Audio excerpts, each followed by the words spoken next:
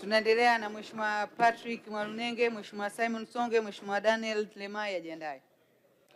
Nakushukuru sana mwenyekiti na mimi kwa kunipa nafasi hii niweze kuchangia hoja iliyoko mezani ya Wizara ya Kilimo. Kwanza nampongeza Mheshimiwa Rais kwa uthubutu wake toka alipoingia madarakani. Ameonyesha dhamira ya dhati kwamba anataka kukipandisha kilimo chetu cha nchi hii na kutengeneza ajira kwa vijana wetu ambao walikosa ajira. Amefanya mambo mengi. La kwanza ni kuasisi mfumo wa mbolea, kwa maana ruzuku ya mbolea. Sisi wote ni mashahidi, alipoingia madarakani mbolea ilikuwa inauzwa zaidi ya 140,000 mpaka na 160,000, na wakati mwingine ilikuwa haipatikani hata kwa pesa hizo. Lakini Mheshimiwa Rais alihakikisha kwamba mbolea inapatikana muda wote, lakini kwa bei ya chini ya shilingi 70,000.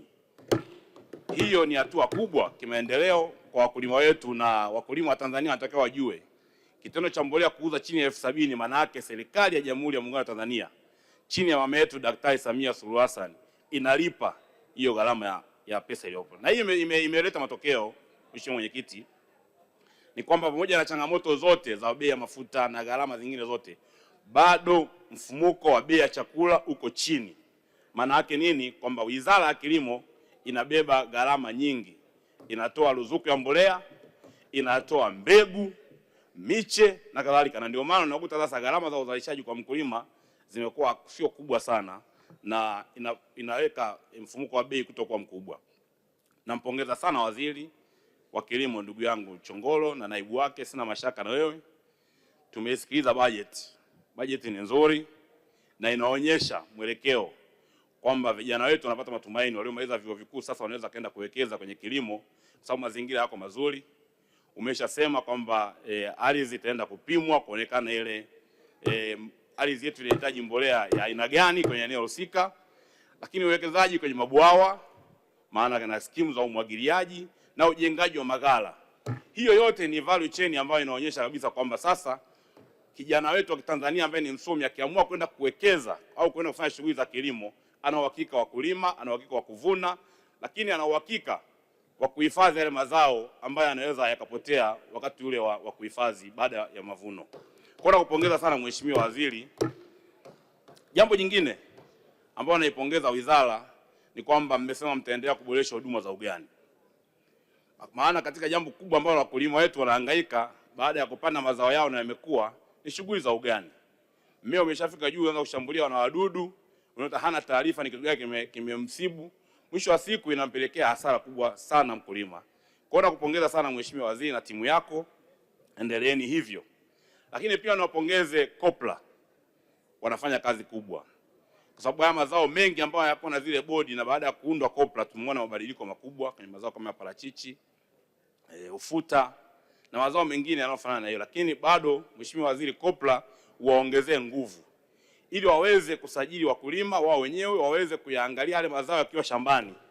Kwa sababu imekuwa ni changamoto, mazao mengi yanayokwenda kuuzwa nje ya nchi yanakuwa na changamoto kwenye swala la ubora. Kwa COPRA wawekewe nguvu ili waweze kucontrol mazao kuanzia shambani mpaka yanapokwenda kuuzwa, ili kuhakikisha kwamba yanapata bei nzuri na soko la uhakika. Kwa sababu imekuwa ni mara nyingi mkulima ameshavuna mazao yake, anakwenda kuyapima, anaambia mazao hayana ubora na hayawezi kusafirishwa kwenda nchi ya nchi.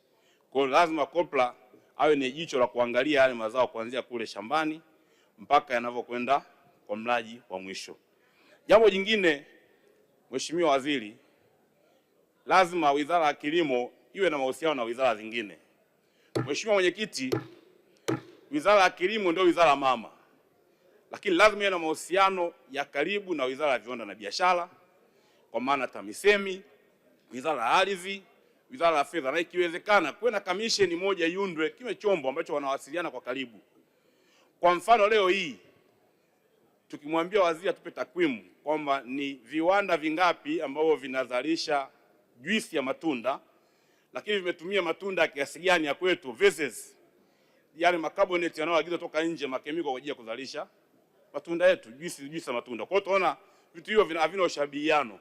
Tunataka watu wetu wanufaike kupitia biashara ya uzalishaji wa matunda. Sasa unakuta takwimu zinakuwa hazipo, mwisho wa siku matunda ya wakulima wetu yanaoza na wakati huo kuna viwanda vinazalisha matunda ya juisi. Lakini mheshimiwa, asante sana mheshimiwa.